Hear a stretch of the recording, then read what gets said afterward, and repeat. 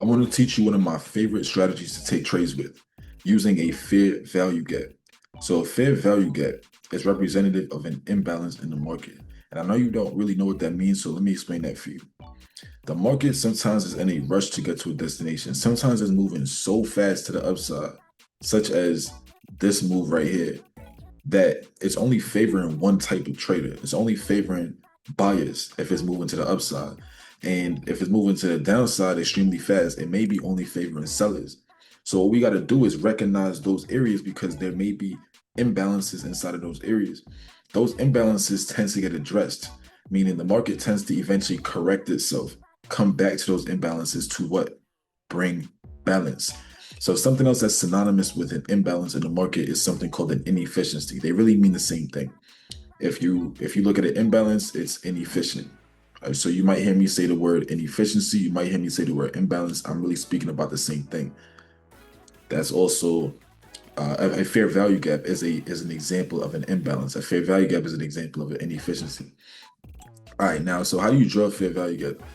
A fair value gap is drawn by using 3 consecutive candles. You need any 3 consecutive candles. Now, I'm not saying that there's a fair value gap in every 3 candles. What I'm saying is, in order to draw one, you're going to need 3 consecutive ones. So let's pick 3 consecutive candles so you can see what a fair value gap looks like. So there's a fair value gap right here, and these 3 consecutive candles there. Understand that there is not a fair value gap in these 3 consecutive candles, the red one and the 2 green ones up top. That's not, no, there's no fair value gap there, but there is one with these last 3. So let's dive in. Look at the candle on top. You see this wick on the downside. You have to understand who's represented in any given wick, and any given wick is representative of buyers and sellers. So if you remember from the trading view video, I told you about candles. If you look at this green candle, we opened up at the bottom of the green rectangle. And for there to be a wick here, that means that at some point in time in this time interval, price moved to the downside. But then the fact that it's a wick shows you that price also moved right back to the upside because price didn't close down here. So think about what I said. We moved down and we also moved up, both. So who's represented there? That means buyers and sellers are represented in any given wick. Cool.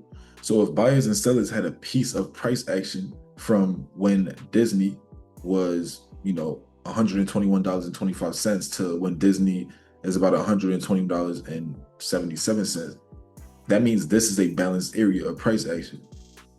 Cool. So if that's balanced, I'm gonna put a little rectangle there just to show us that, okay, that's already balanced out. Now let's move on. Let's go to the bottom. Let's look at the first candle now.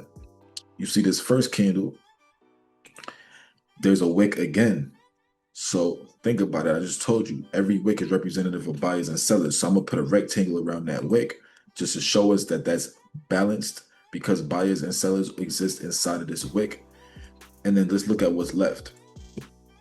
So look at this huge green body in here. There's no wick, it's just strictly a green body. This right here is what we call the imbalance because it only favors buyers. The only type of trader represented in this green body is buyers. And so we want to know those areas in the market. So I'm going to erase the other rectangles and I'm going to instead put a rectangle right here in this green body. And this right here will be called my bullish fair value gap. Fair value gap.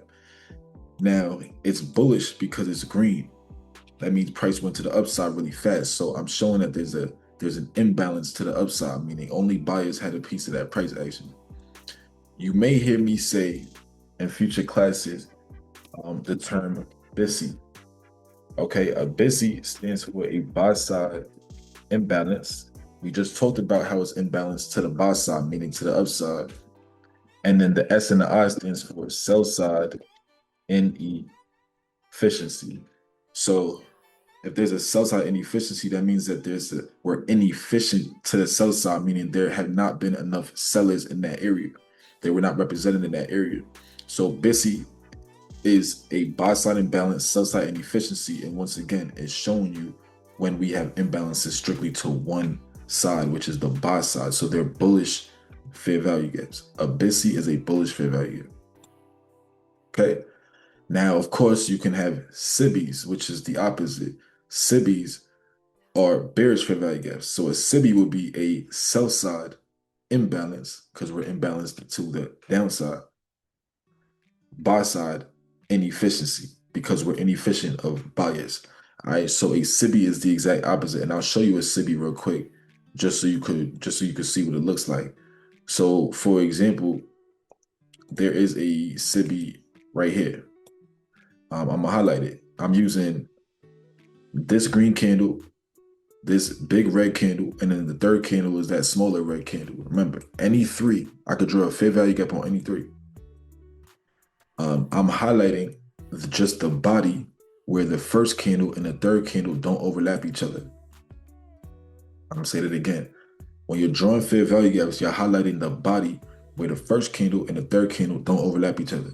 And because this is a red fair value gap or a bearish fair value gap, then yes, this is considered, like I said, a bearish fair value gap, meaning that if price comes back to this area, there's a chance that it may reject this area. Because by the fact that price has to come up into this area, that means buyers are the ones who bought price up into that area so that they can be represented inside of that imbalance. Now it's balanced, now it's efficient, and we can move right back to the downside. So if we're bearish, there's an expectation that price would move to the upside, tap into this red area, and move right back to the downside.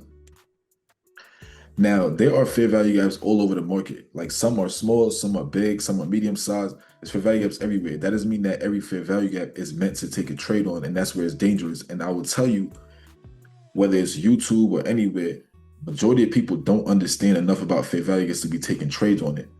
It's actually really sad, and it's annoying to hear people with all these misconceptions on fair value gaps. I'm a fair value gap specialist, and that's what I've gotten really popular for is my accuracy on fair value gaps. I've been able to predict the market at alarming levels using my fair value gap knowledge. And so one thing I'll tell you here with fair value gaps is a fair value gap is considered valid still to take a trade on as long as bodies are holding it. So for example, you can see that we made this bullish fair value gap. Cool. You know, this price went down into that area. Cool.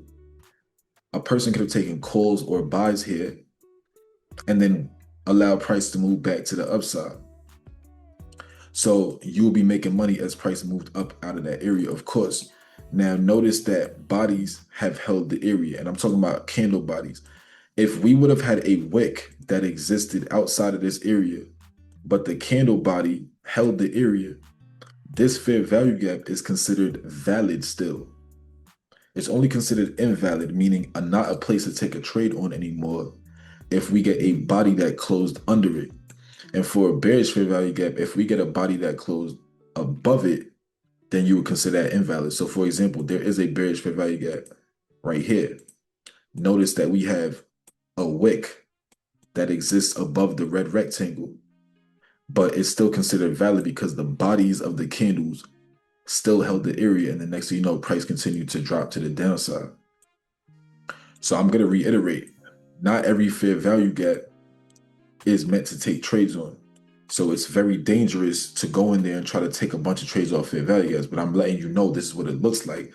And I really advise you to come and learn with me in my mentorship so that you can learn how to trade them efficiently, because that is the unique skill that I have that most people do not. And when I say most people, I mean 99.999% literally, because I'm obviously active in my industry and I hear what traders say about fair value gaps, and I'm like, they're extremely misinformed. But look at what Disney's reacting to. You'll realize that the market is constantly reacting to fair value gaps. A lot of bounces and rejections you see are going to be on fair value gaps. And once you see it, you can't unsee it. So look at this bullish fair value gap right here. Look what Disney's reacting to. You see how bodies held that fair value gap? Boom. Now we bounced to the upside. And then we made another fair value gap right here. This is the one we were talking about. What did Disney do? Come back down into this imbalance, make it balanced because we brought buyers there. We brought sellers there, right? If we had to go down into it, that means we brought sellers there. you get involved in your trade and then you take it to the upside. So that is fair value gaps for you. Be careful taking them. You'll realize they're everywhere. Not every fair value gap gets bounced or rejected on. For example, let's find one that didn't get bounced on. For example, look, there's a fair value gap right here. Price did not bounce on that. Price went straight through that fair value gap and continued to drop. Now, I would never teach my mentees to take that fair value gap because this is what I consider out of context. This is out of context. So that's what I'm trying to tell you. You need deeper knowledge to know which ones to take plays on. This is a valid fair value gap. This one is not. This is nothing I would take a trade on. So I don't want you going in and sloppily trading this strategy, but at least you know what they look like now. At least you know how to draw them.